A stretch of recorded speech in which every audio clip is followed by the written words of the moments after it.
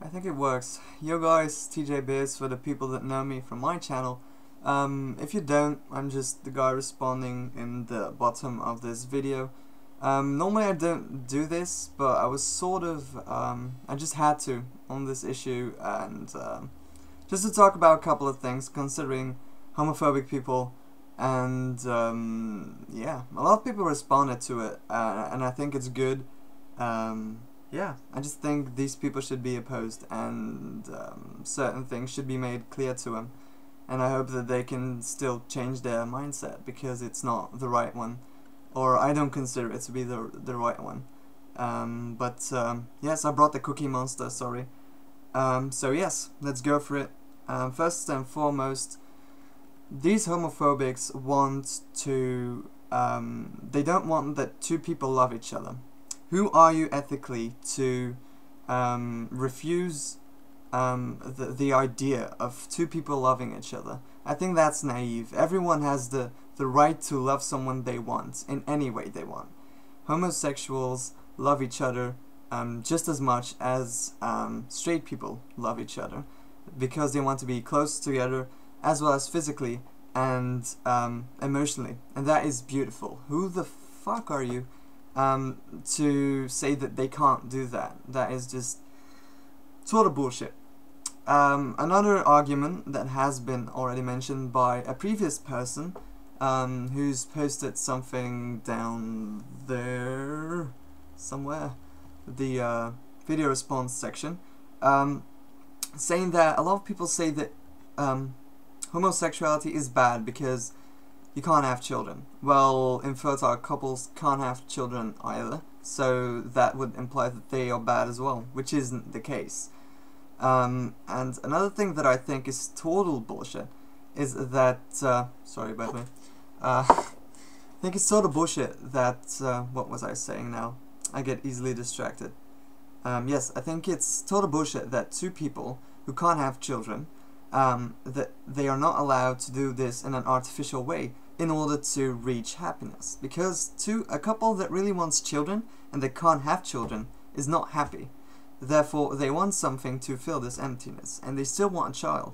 So, if science provides them with a way to do so, to have a child, who are Christians? Who are the people in charge there? Who are they to tell them you can't have a child in this way? They say that there needs to be a certain passionate intercourse or something like that before you can have a child, and I don't think that's so logic. I think that happiness should go above everything, because as far as I'm considered, the universe is a hopeless place, and any way that you can find love or happiness is for me a good thing to pursue. Therefore, it's not bad for me. That's just what I believe, sir. By the way, I'm not English, so sometimes I want to excuse myself if I don't really explain myself clearly or anything like that. I try, but sometimes I fail, so sorry. Something else written down. So yes, basically I was talking to a dude. Hope he's watching this right now, and we were having an argument about. I said that that homosexuality exists not only with humans but also other animals, and basically he said, well, what if it's the ancient deceiver who provides us with a bad example so that we think that homosexuality is okay because they do it? Ancient deceiver. Let's take a minute to think about that. He called us naive to believe things that have been photographed, have been researched. He calls us naive to believe this. And he himself believes in an ancient deceiver based upon a book of which he doesn't know the source, the writers, or the intent of this book. He doesn't know any of these. Then who is naive exactly? I just want him to answer that question personally. Another thing, I talked to another dude who also had a strong opinion, and he said that homosexuality is directly opposed. No, he didn't say directly. He used very grand words on me, which is a very good way of arguing, because I always have to look up these words. So he said it was unequivocally opposed to Darwinism. Homosexuality is unequivocally opposed to Darwinism. First and foremost, Darwinism isn't right about everything. Darwinism has been filtered by modern scientists, and therefore the reviewed things are called neo-Darwinism, or the certain these views, the things that have been reviewed, that have been filtered sort of by these scientists, have been put in neo-Darwinism, which is something totally different. And another thing that I say, it's not because Darwinism doesn't it's not because Darwinism doesn't literally explain homosexuality. It doesn't mean that it opposes it, or that other things can't explain it. And yeah, that's what I think. And neo-Darwinism does not oppose homosexuality. It is hard to explain homosexuality, but it's very easy to see why, because we still don't know a lot about homosexuality, nor where it comes from, nor how it evolves, or how it how people realize it in a certain time. And people say that there are psychosocial stimuli, and that there are also genetic compounds to it, and I think it's logical in a certain sense, because scientists have proven that homosexuality with animals exists, and it exists because of something called sexually antagonistic selection, and that is provable by neo-Darwinism. And this theory involves that gene spread essentially gives the reproductive advantage to a certain sex, male or female, doesn't really matter. Yeah, people think homosexuality comes from genes as well, and I think I could identify myself with that. I'm not sure. I have to do more research to that. I have to read more books about it, because I've only read an article and used my basic knowledge of genetics, which is limited in comparison to the actual scientists.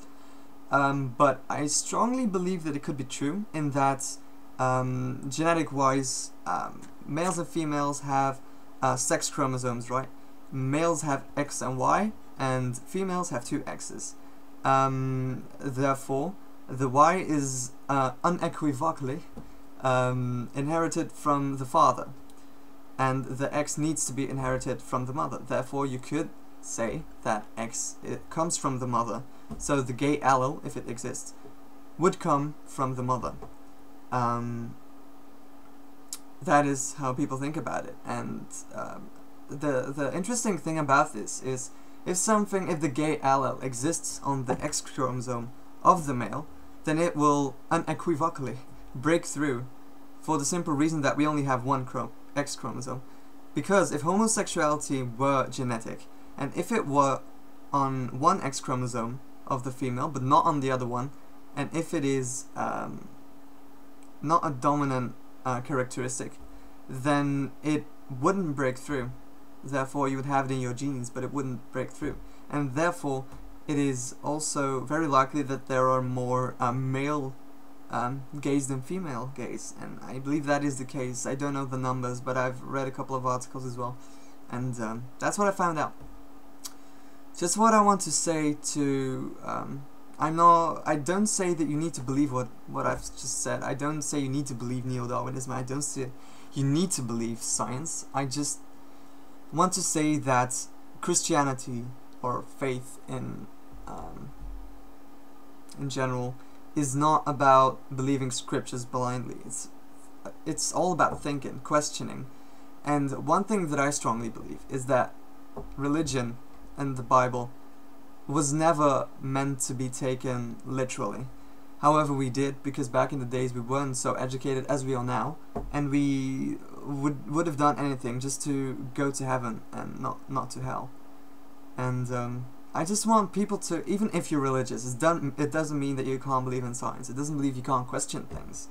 Because I perfectly know a couple of teachers of mine in the past who were Christian and who believed in evolution. And it's not opposed, that's just what I'm saying. Another thing that I found disturbing was the debate itself, since Richard Dawkins didn't quite have the chance to explain his opinions all that much. The commentator was not so good. He was saying let's not drift from the point, however he was dead on it. It was not such a good debate as far as I'm concerned. And when the one guy says, the gay activist, when the woman says, I strongly believe you have a mother, and she got applause, like Richard Dawkins said, that struck me. How I thought, bitch please, that's not how you argument. And what kind of an argument is that anyway?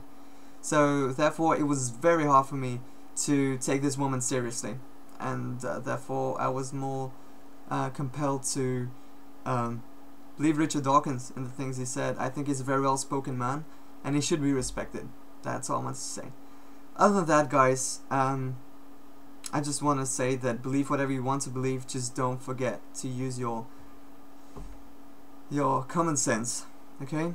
This was my rant slash information video.